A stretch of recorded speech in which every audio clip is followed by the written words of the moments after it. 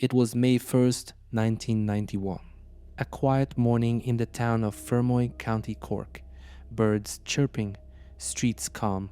Conor and Sheila Dwyer, an elderly couple, locked their front door and stepped out. They were headed to a local funeral. A short walk, a familiar route. And that was the last time anyone ever saw them.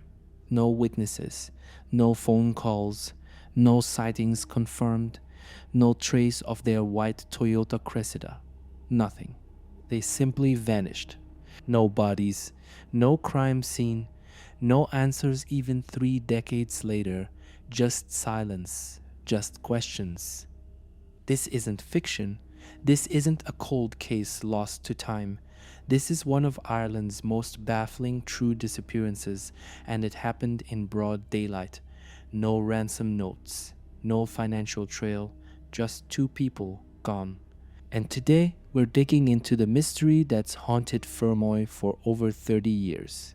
To understand the weight of their disappearance, you need to know who Conor and Sheila were, not as names on a file, but as people. Conor Dwyer was 63 years old. He had retired from his job as a chauffeur and part-time handyman. Known around Fermoy for his friendly charm and his love for well-kept cars, Conor was a talker. He knew everyone and had an easy way with words, confident, social, sharp. His wife, Sheila, was 60.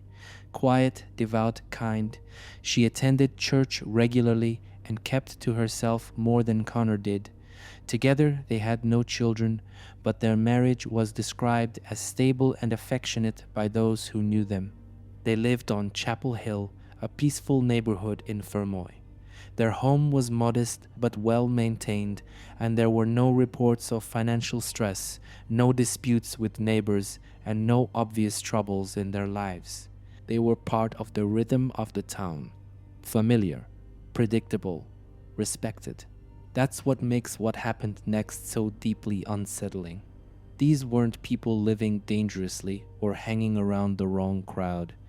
This was a couple rooted in routine and community. And then, without a single warning sign, they were just gone. The day started like any other. Conor and Sheila woke up in their home on Chapel Hill in Fermoy.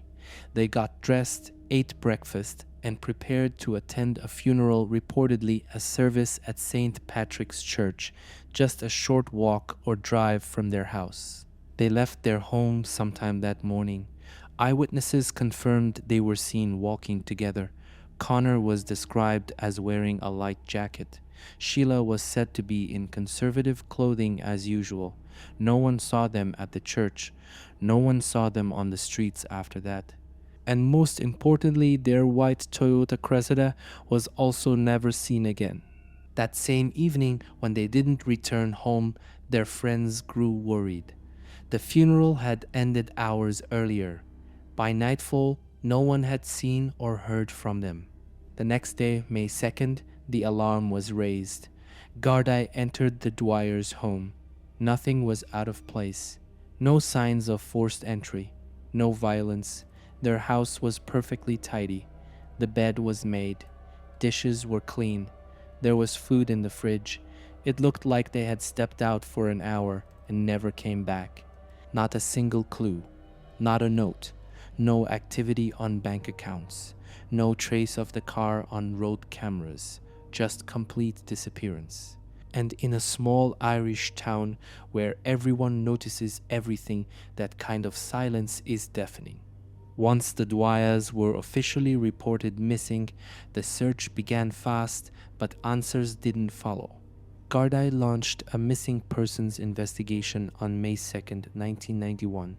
They started by canvassing the neighborhood.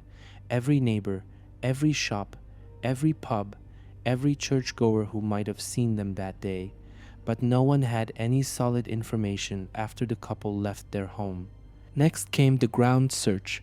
Police, volunteers, and even dogs combed the areas surrounding Fermoy, including riverbanks, wooded areas, and rural roads. Nothing. Helicopters were brought in to scan from above. Still no signs, no car, no bodies, no clothing, not even a tire mark. Attention turned to the Dwyer's Toyota Cressida, a distinct car, white with a boxy shape and considered rare in the area. Gardaí sent alerts nationwide. Border checks, ports, ferry terminals, airports. Interpol was even notified, but the car was never found and never turned up on any registry or camera. Over the following weeks and months, Gardaí followed every lead. Rumors they had moved to France or Germany. Anonymous tips claiming they'd been spotted alive. A man who said he saw their car on a ferry. None of these claims were ever verified. And as time passed without evidence of a crime, there was nothing to charge, no one to question, and nowhere to search. It was as if the couple had vanished into smoke, taking their secrets with them. With no bodies, no crime scene, and no car, investigators and the public began forming theories. Some were logical, others bordered on bizarre, but all of them had one thing in common: they couldn't be proven. Let's break down the three most credible theories that emerged over the years. 1. Voluntary disappearance. Some believed Conor and Sheila simply chose to leave their lives behind quietly. Maybe they had a secret, maybe a debt, maybe a plan to start over in Europe. But here's what makes that unlikely. Their passports were never used. No bank accounts were touched. They left behind personal belongings, clothing, even food in the fridge. Friends said Sheila especially would never leave without telling someone. It didn't add up. There was no evidence of planning, no motive, no reason to run. 2. Foul play. The second theory, something sinister happened. Maybe the Dwyers were victims of targeted violence, or perhaps they saw something they weren't supposed to see. There were rumors Conor had once worked for a wealthy European businessman, possibly in Germany, but Gardaí never confirmed any shady connections. And with no signs of struggle, no witnesses, and no leads, this theory remained purely speculative. Still, the methodical way they vanished felt deliberate.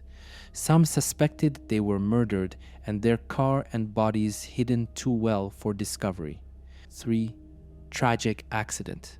The most rational theory was that they suffered an accident, perhaps their car plunged into a river or bog or off a remote road.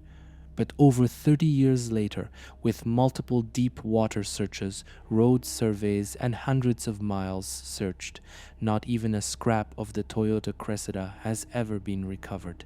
A full car doesn't just disappear in a small country with that kind of coverage, not without help.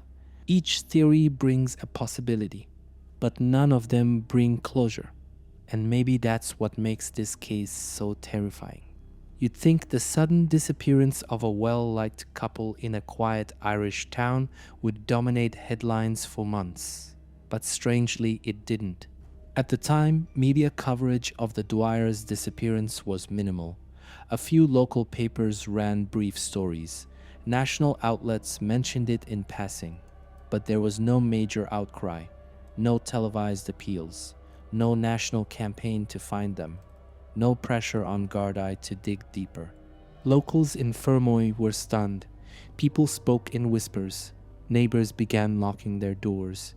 But beyond that small radius, the case slipped through the cracks.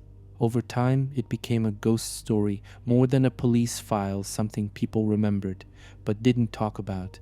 The family tried to keep their memory alive.